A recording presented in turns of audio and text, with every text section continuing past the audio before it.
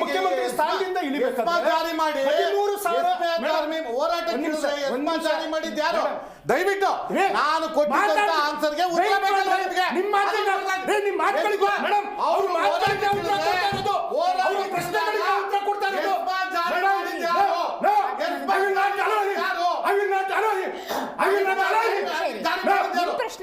ಅವರ ಪ್ರಶ್ನೆಗಳಿಗೆ ಒಂದೊಂದಕ್ಕೆ ಮೇಡಮ್ ನಾನು ಯಾವುದೇ ಬೇರೆ ಸಾಧ್ಯನೇ ಇಲ್ಲ. ಏನಿದು ಕಲ್ಚರ್ ಇದೆ, ನನಗೊಂದು ಬಿಹೇವಿಯರ್ ಇದೆ, ನನಗೊಂದು ಡೆಕೋರಮ್ ಇದೆ. ಅವ್ರ ಪ್ರಶ್ನೆಗಳಿಗೆ ಬರ್ಕೊಳ್ತಾ ಇದ್ದೆ. ಮತ್ತೆ ಹಿಂಗೆಲ್ಲ ಬಾಯಿ ಹಾಕಿದ್ರೆ ದೊಡ್ಡ ಮನುಷ್ಯರು ಆಗ್ಲಿಕ್ಕೆ ಸಾಧ್ಯ ಇಲ್ಲ. ಮೇಡಮ್ ಸಿದ್ದರಾಮಯ್ಯನವರು ಮುಖ್ಯಮಂತ್ರಿ ಸ್ಥಾನದಿಂದ ಇಳಿಯುವಾಗ 18ರಲ್ಲಿ KSRTCಗೆ 13 ಕೋಟಿ ರೂಪಾಯಿ ಸಾಲ ಇತ್ತು ಮೇಡಮ್. ಬಿಜೆಪಿ ಅಧಿಕಾರದಿಂದ ಇಳಿಬೇಕಾದ್ರೆ 5,300 ಕೋಟಿ ರೂಪಾಯಿ ಸಾಲ ಮಾಡಿದ್ರು.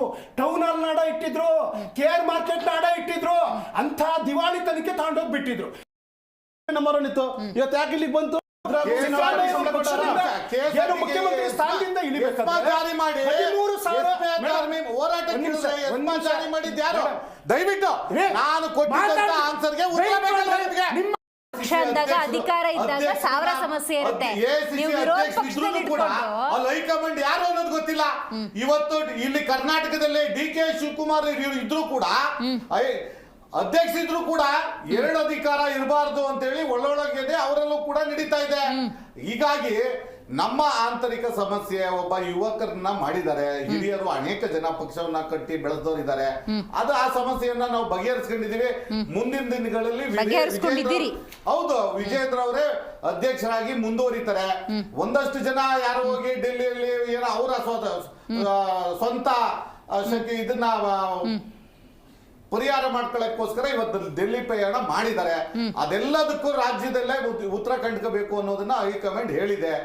ಹಾಗಾಗಿ ನಮ್ಮಲ್ಲಿ ಕಾರ್ಯಕರ್ತರು ಚುನಾವಣೆಯಿಂದ ಆಯ್ಕೆ ಮಾಡುವಂತ ಅಧ್ಯಕ್ಷ. ಹಾಗಾಗಿ ಎಲ್ಲಾ ಭಾಗದಲ್ಲೂ ಚುನಾವಣೆ ಆಗಿದೆ, ಅವರು ಅಧ್ಯಕ್ಷರಾಗಿ ಮುಂದುವರಿತಾರೆ. ಮತ್ತೆ ದೇವರಾಜ್ ಈ ವಿಷಯಕ್ಕೆ ಬಂದ್ಬಿಡೋಣ. ಈ ವಿಷಯಕ್ಕೆ ಬಂದಾಗ ದೇವರಾಜ್ ಅರಸು ಅವರು ಏನು ಅವ್ರಿಗಿಂತ ಸಿದ್ದರಾಮಯ್ಯನವರು ಅನ್ನುವಂಥದ್ದು ಏನಿಲ್ಲ. ದೇವರಾಜ್ ಅರಸು ಅವರು ಸಣ್ಣ ಸಮುದಾಯಗಳ ನಾಯಕರನ್ನ, ಸಣ್ಣ ಸಮುದಾಯದ ಸಮಾಜಗಳನ್ನ ತಂದು ಇವತ್ತು ಒಳ್ಳೆ ನಾಯಕತ್ವವನ್ನು ಕೊಟ್ಟಂತ ಒಬ್ಬ ಧೀಮಂತ ನಾಯಕರು. ಸಿದ್ದರಾಮಯ್ಯನವರು ಬಂದು ದಲಿತ ಮುಖ್ಯಮಂತ್ರಿ, ದಲಿತ ಪರವಾಗಿ ಅಹಿಂದ ಪರವಾಗಿ ಇದ್ದಂತ ಮುಖ್ಯಮಂತ್ರಿಗಳು ಪರಮೇಶ್ವರವ್ರನ್ನ ಸೋಲ್ಸಿದ್ದಂತ ಖ್ಯಾತಿಗೊಳಗಾಗ್ತಾರೆ.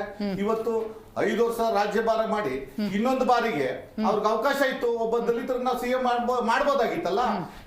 ಹೀಗೆ ಎಲ್ಲಾ ಸಮಾಜವನ್ನ ಮುಖ್ಯವಾಹಿನಿಗೆ ತರುವಂತ ಕೆಲಸ ಮಾಡಿದ್ದು ದೇವರಾಜ್ ಅರಸು ಅವ್ರ ಕೆಲಸ. ಇವರು ಬರೀ ದಿನಗಳ ಹೇಳಿಕೆಗೆ ದಾಖಲೆ ಮಾಡಕ್ಕೋಸ್ಕರ ಇರ್ತೀನಿ ಅನ್ನೋದ ಅಲ್ಲ.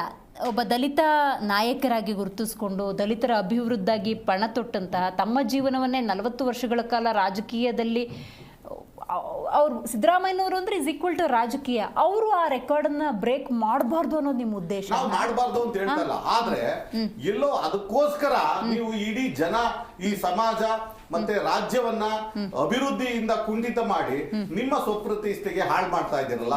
ನಿಮ್ಗೆ ಮ್ಯಾಂಡೇಟ್ ಕೊಟ್ಟಿದ್ದು ನೀವು ದಾಖಲೆ ಮಾಡ್ಲಿ ಅಂತನಾ ಈ ಜನ?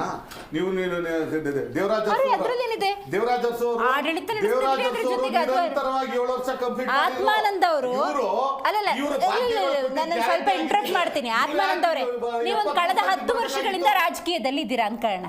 10 ವರ್ಷದಿಂದ ಸುಮಾರು ಇಂಥ ಪ್ಯಾನಲ್ ಡಿಸ್ಕಷನ್ಗಳಲ್ಲಿ ಒಂದು 5,000 ಪ್ಯಾನಲ್ ಡಿಸ್ಕಷನ್ ಮಾಡಿರ್ತಾರೆ. ನಿಮ್ಮ ಪಕ್ಷದಿಂದ ನಿಮಗೊಂದು ಸನ್ಮಾನ ಮಾಡ್ತಾರೆ, ಅದನ್ನ ಬೇಡ ಅಂತೀರಾ? ಹಾಗೇನೆ ಇದು. ಓಕೆ, ನಾಗೇಂದ್ರ ಅವ್ರು ಹೇಳಬೇಕು. ನಾಗೇಂದ್ರ ಅವರೇ, ಈಗ ಬಣ ಅನ್ನೋದು ಕಾಣಿಸ್ತಾ ಇದೆ. ಸಿದ್ದರಾಮಯ್ಯನವ್ರ ಬಣದಲ್ಲಿ ಯಾರೆಲ್ಲ ಇರ್ಬೋದು, DK ಶಿವಕುಮಾರ್ ಅವರ ಬಣದಲ್ಲಿ ಯಾರೆಲ್ಲ ಇರ್ಬೋದು, ನೇರ ಪ್ರಶ್ನೆ. ಅಂತಿಮವಾಗಿದ್ದು ಹೈಕಮಾಂಡ್ ಪಕ್ಷ ಆಗಿರೋದ್ರಿಂದಾಗಿ ಹೈಕಮಾಂಡ್ ಅವರು ಇದು ಹೈಕಮಾಂಡ್ ಪಕ್ಷ, ಇಲ್ಲಿ ರಾಜ್ಯ ನಾಯಕರು ಇದು ಹೈಕಮಾಂಡ್ ಜೀವಂತವಾಗಿದೆ ಅಂತಲೂ ಹೇಳ್ತಾರೆ. ಸೇಮ್ ಟೈಮ್ ಇದು ಕೆಲವರು